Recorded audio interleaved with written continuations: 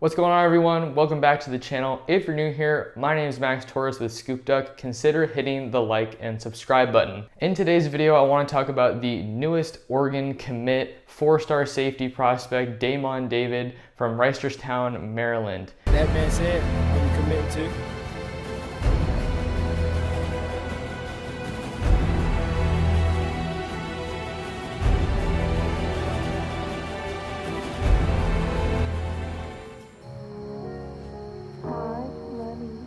I stood 10 toes, I come forward to panic. Them streets to turn a good kid into a cold aside. No point in church because the preacher can't keep them poles. If we're looking at his 247 sports profile, he is a 4-star prospect rated 9032. This is pretty big because he just received that bump right before his commitment to 4-star status.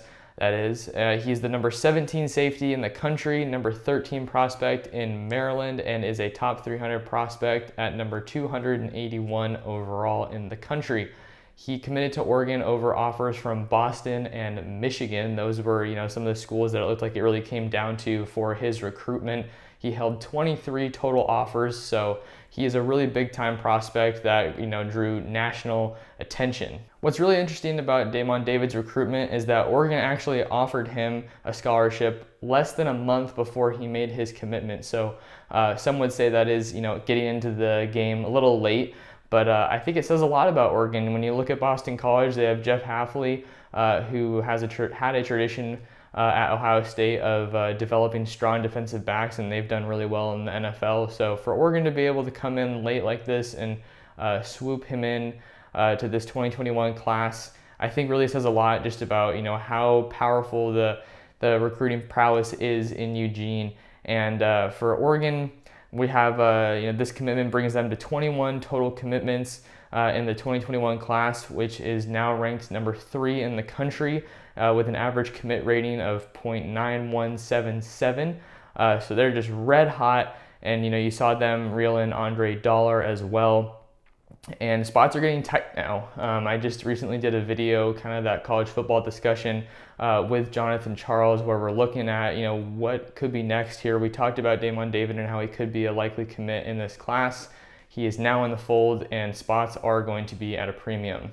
When we're looking at David as a player, he comes from a pretty high-profile background. As a sophomore in Maryland, he captured the state title with his high school team, and in his more recent junior season, he put on a pretty good show. Looking at his stats, he had 67 total tackles, 42 of which were solo. He had 4 interceptions, 1 forced fumble, and 2 sacks.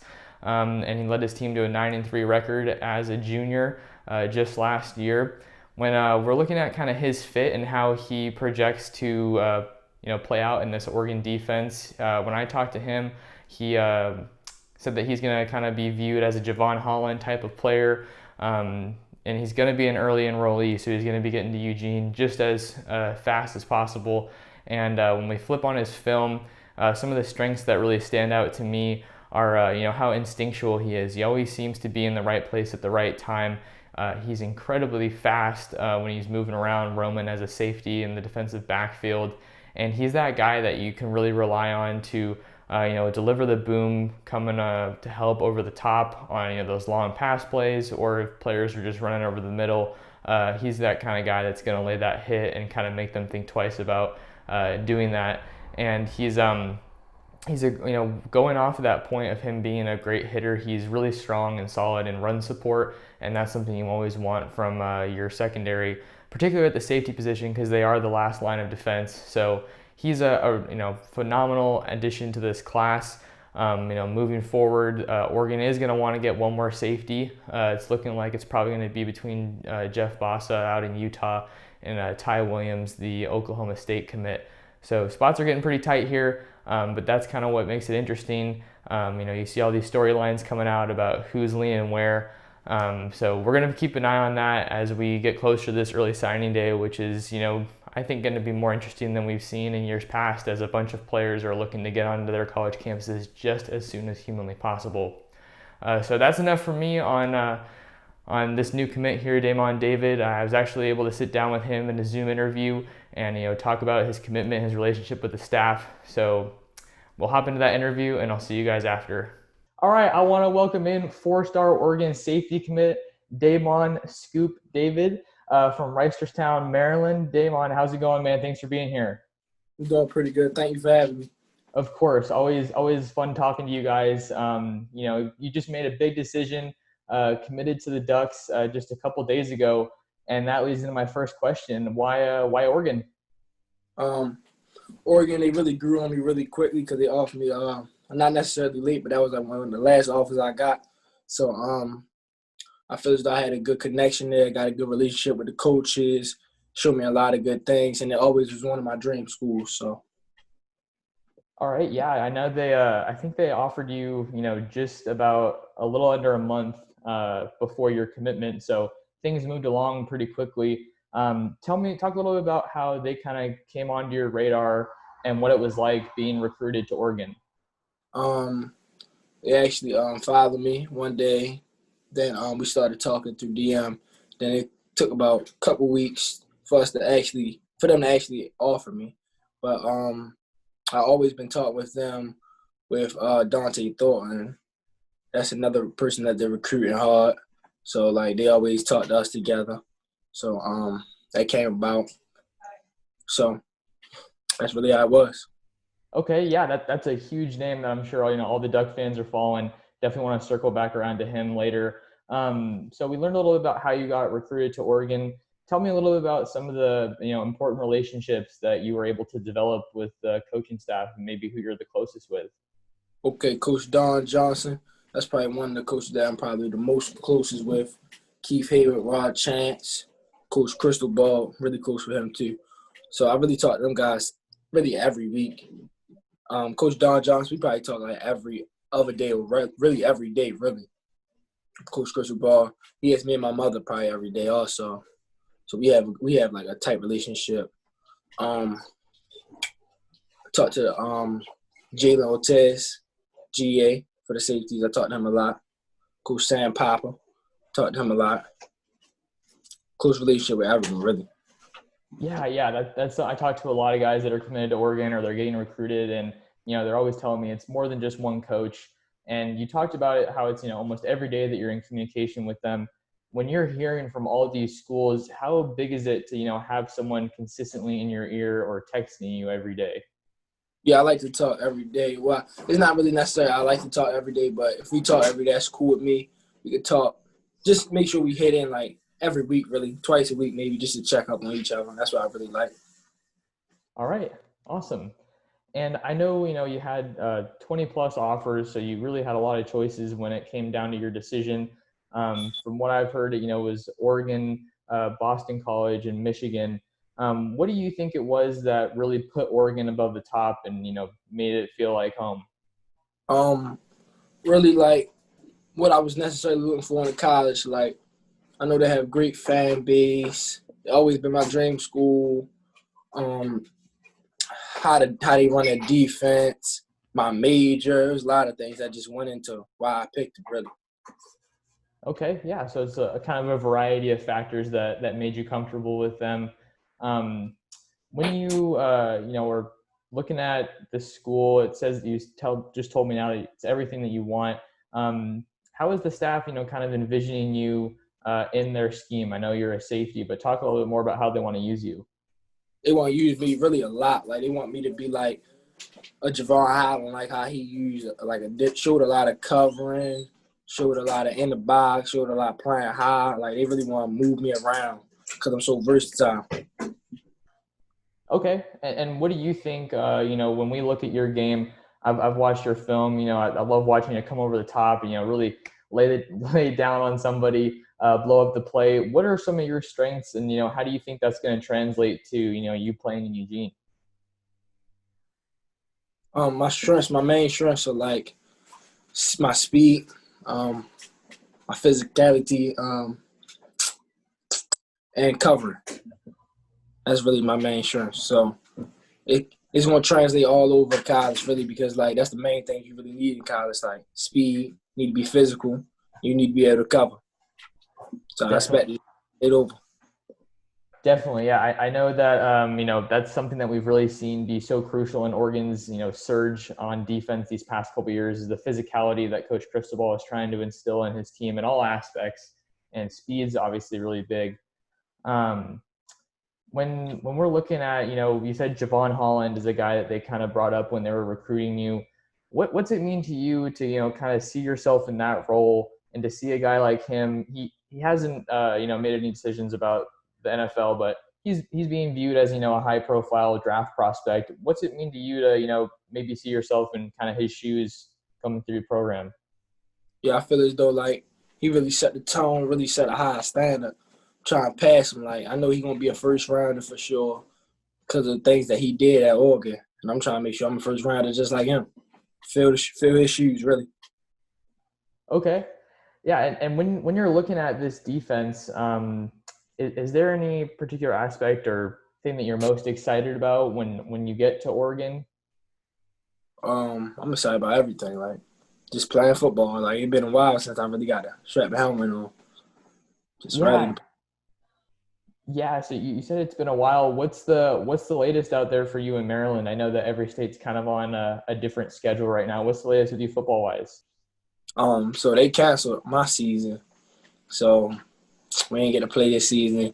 I think they were supposed to open it back up in the springtime or something like that, but I'm an early enrollee, so I won't be able to do that. I'll be already in college. All right. Yeah, early enrollee. It seems like we're going to have, an unprecedented amount of new guys coming in early. We usually see them maybe like 10 or 15 guys in a class coming in. So that kind of makes me wonder what's next for you football wise? What are you hearing from the staff? I know some people are wondering about eligibility. There's all these questions, but kind of what are you hearing? Um, what am I really hearing? I'm hearing like I'm thinking that I heard that this year, so I could come in, right, and I could play, and it won't count for anything, and then I could play again, and that would be like my year that counts. So like I would come in the springtime if they have a season in the spring type thing, and then I could play, and then they would have another season in the fall, next fall, and then I could play again, and they count as 1 year. That's what I heard, but I don't really know too much. So, Okay. Yeah, well, we're all just kind of navigating this together, and it's so weird to kind of see us all divided and on different different pages, but we all just want to play football at the end of the day. And it kind of lends it to a interesting question. As a athlete that is about to start your college career, what are your thoughts on what you're seeing in the college football landscape? Some people are playing, some aren't. All these storylines are coming out. How do you kind of react to that? I don't really react to it at all. I just let the social media be social media. Just stay focused and do the stuff that means to me, like means something to me. Right on. Yeah, it sounds like you got your head on your shoulders and just put your head down and work. I like that. So you joined this class in Eugene that is just star-studded to say the least. Number 3 class in the country, up there with the likes of Bama and Ohio State. What are some of your thoughts on these guys that you're going to be playing with? That's some very good players, like very good players. Like we might be able to win 2 out of 3 next national championships or something. Like very good players. Yeah. The national championship's always a fun conversation to have, especially with Oregon. I've been a fan of Oregon my whole life, but still haven't seen that natty. What's it like to you as a player, to be joining something that's building rather than joining something that is established and historic? It's like it's great to be part of history, like building something up, and then be like one of the first people that do it. And it's also great to come in with somewhere where it's already stabilized, like everything is already the standard there, and national championships is a thing there. So I really look at it from both ways. Like my high school, they won a lot of state championships, and we came in that class. My class came in and we won another state championship my 10th grade year. So it was like they knew that we was going to do that. So building is going to be a good experience. All right. Yeah. You talked about your high school, how you guys kind of have that tradition. I feel like, Oregon hasn't gotten a ton of guys from the Baltimore area in the past.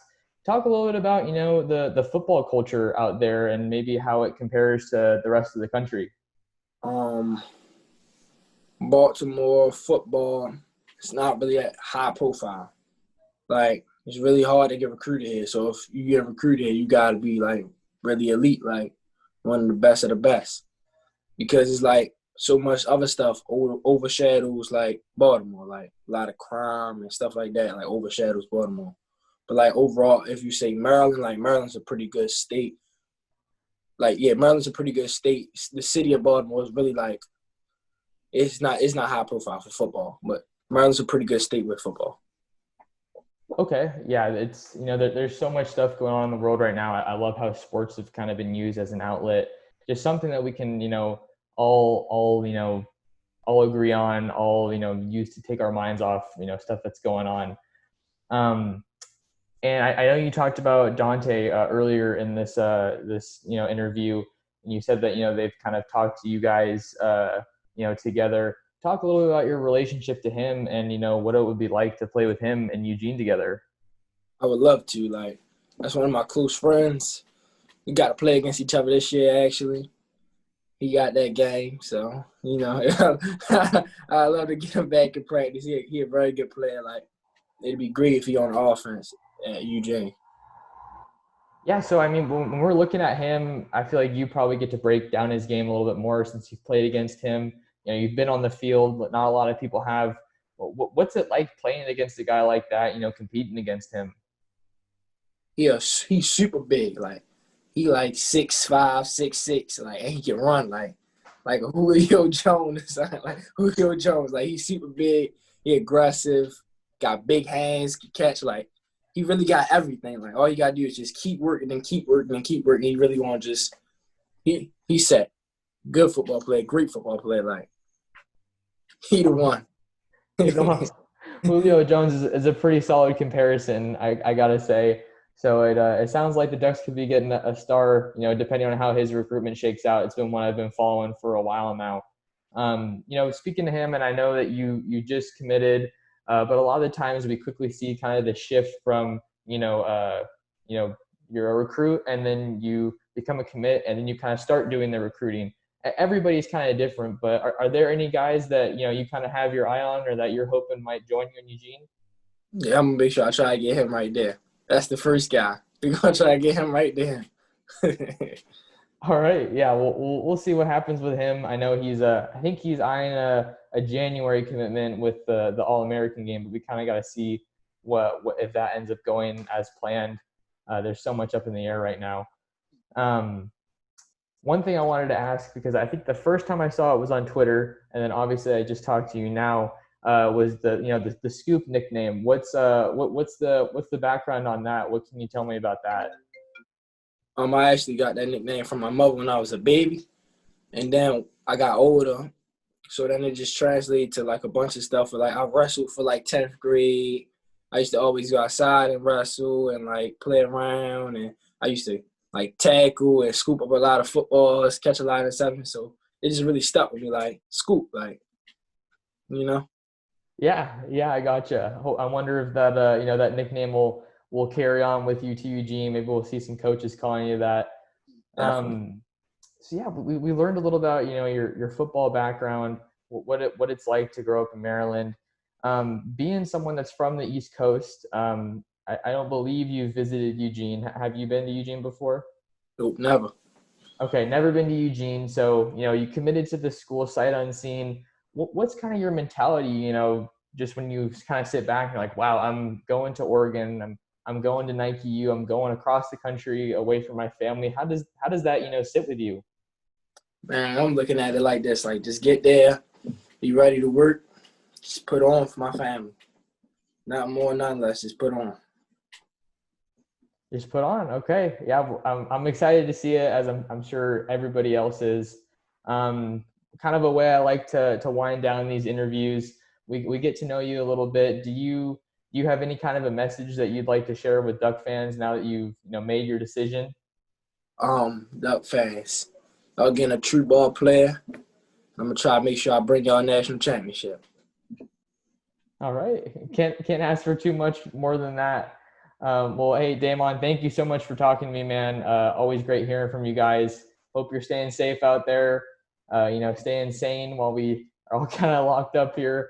Yeah, Hopefully you can do some football stuff and, stay well. definitely, definitely. All right, man. I'll catch you later. Thanks again. Stay well. Yeah, you too. Appreciate it. All right, guys, that will do it for another video here on the Scoop Duck YouTube channel. Thank you so much for watching and for all your support. As always, you can find more of my work on the Scoop Duck website. We have lots of great premium content with recruiting intel, team news as the Pac-12 tries to navigate this return to play. We're all asking a bunch of questions. Our main man, J-Hop, has us really plugged into what's going on as we kind of monitor this evolving situation. You can also find my work with Taurus's Take, published every Wednesday on Scoop Duck. I'm going to try to get some more video format of that as well, just to make it a little bit more accessible here. But I'm going to link the rest of our team in the description below. That's all for this one. Thanks guys for watching, and I'll see you in the next one.